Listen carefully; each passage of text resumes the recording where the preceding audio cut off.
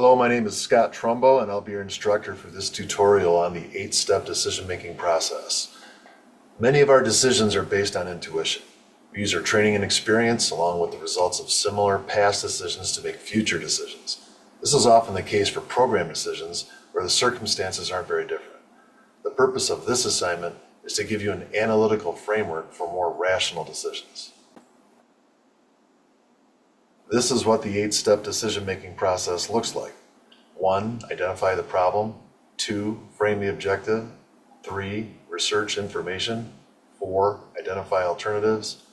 5. Make a decision. 6. Implement the decision. 7. Solicit feedback. And 8. Assess the results. In step 1, you're to identify the problem. This is really the whole reason why you're doing the assignment. There's been a problem, it's visible, it's on the surface, and you're looking at symptoms, and it's obvious that an intervention needs to be made. It's helpful to use the physician model. When did the problem start? Where? What is it affecting? What happens if we don't address it? Can we rule anything out? You want to use step 1 to create urgency for change and urgency for an intervention.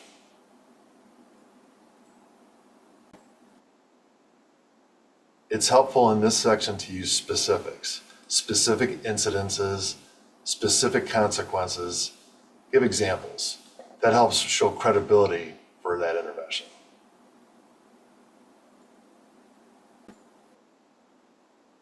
Step 2, frame the objective. What are you trying to accomplish? What does the end state look like? What's the outcome that you are looking for? Think organizationally and define what it is you are trying to accomplish.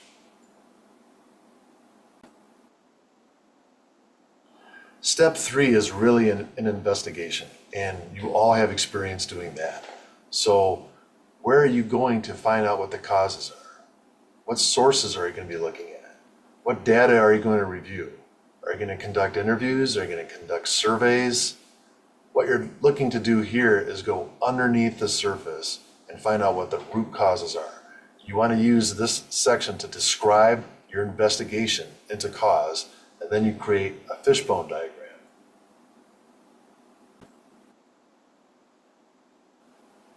This is what that looks like. Fishbone diagrams can help you identify cause and effect. Now you've already done your investigation. Now this is where you put it into a structure.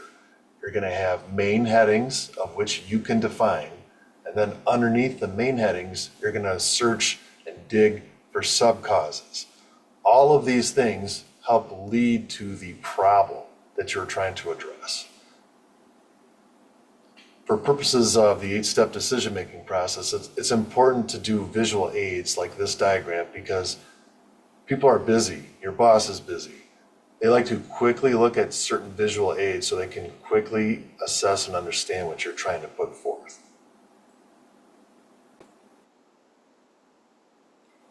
Here's another example of what a fishbone diagram could look like.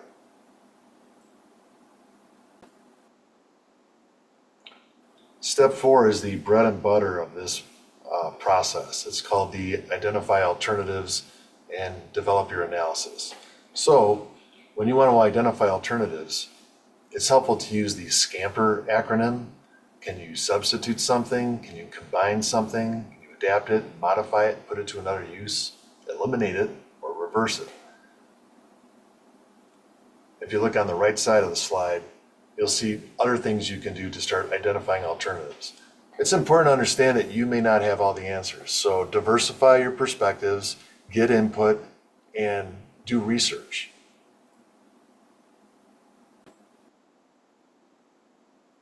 Once you've defined your alternatives, one thing you can do is a SWOT analysis: strengths, weaknesses, opportunities, and threats. It's also called a SWOC analysis with a C on the end for challenges instead of threats. So internal to your agency are your strengths and weaknesses. External to your agency are opportunities and threats or challenges.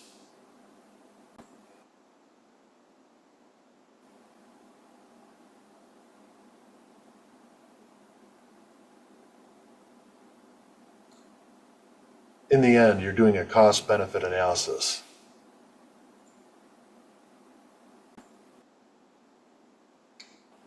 After you've developed your alternatives, you now want to define criteria that are important to reaching your decision. Criteria can be things like management time, cost, receptivity, political acceptance. They're unique and identified by you that are specific to your problem.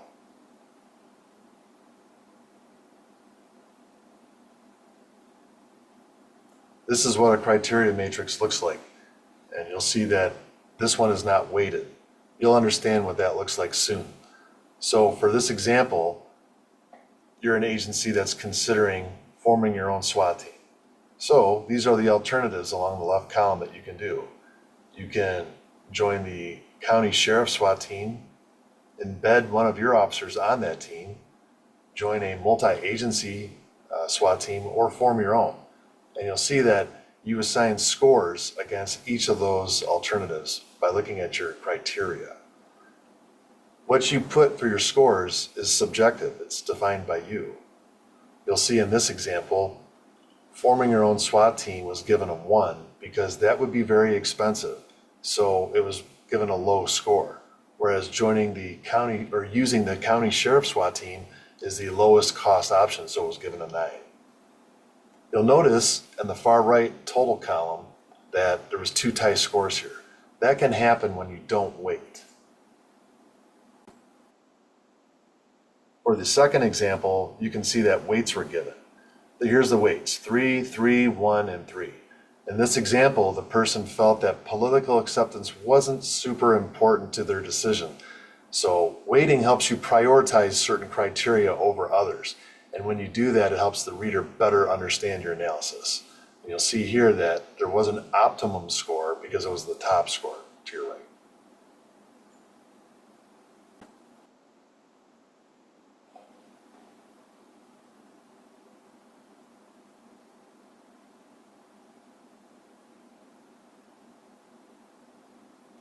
Here's a few common errors at the alternative identification stage.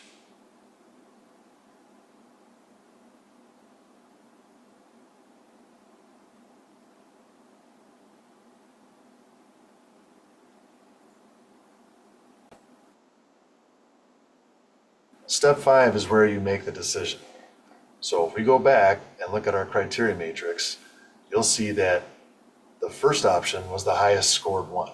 If you pick this decision, that would be considered your optimum decision. If you decided to pick something else, that would be considered a satisfice decision because it wasn't optimal. Whatever you decide to do, step 5, it's important that you advocate for your decision, especially if there's a tie score or you picked a satisfice decision. Advocate for it. Explain why you picked that over others. Sell it.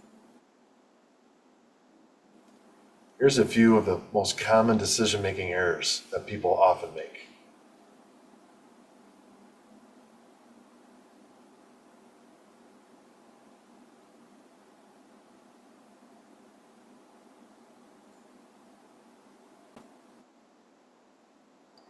In step 6, you're going to implement the decision and you're going to create another visual aid.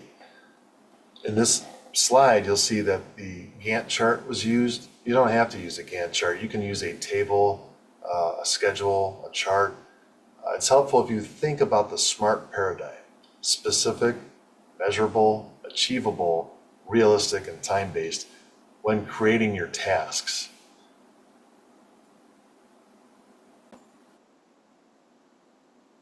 You'll see in this sample an example of an implementation plan.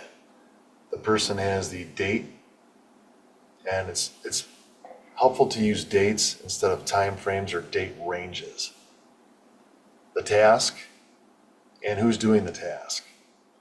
This particular implementation schedule could be improved by listing the purpose of each task underneath the task itself. For example, if you list follow-up meetings with affected shifts, what are you trying to accomplish with this subtask? That could be identified here.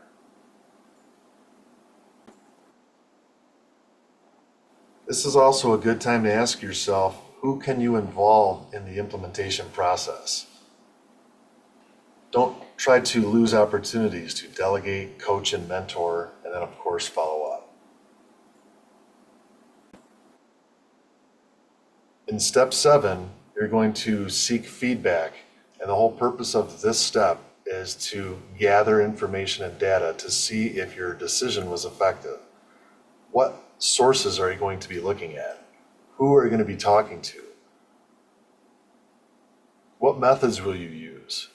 You can be qualitative, using interviews and observations, or it could be quantitative, such as looking at data. All of this helps you prepare for your next step.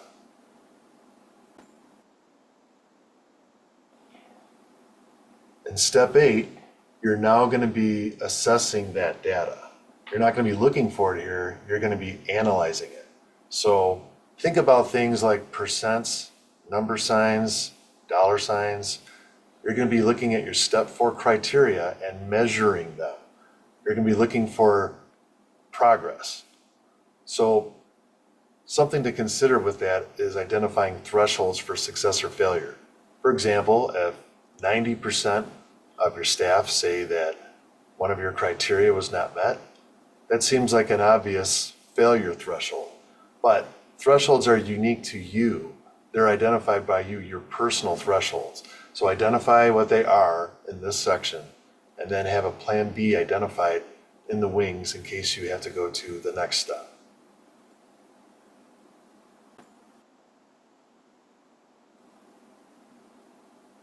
When assessing whether the decision achieved the desired result, remember that your earlier identified criteria is important to your outcome. If you look at new criteria here that you didn't identify in step 4, then you may have done an improper analysis in step 4 because you scored and considered things that weren't even important at assessment time. So try to have consistency in your step 4 criteria and what you are looking to measure here in step 8. In this slide, you see some examples of some metrics that can be used.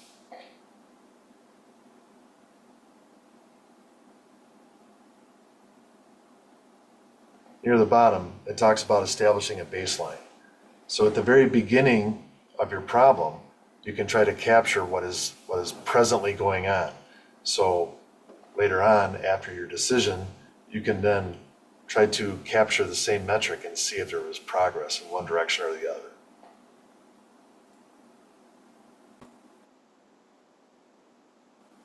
And that concludes the tutorial. I hope the information and this process will be useful for you in the future.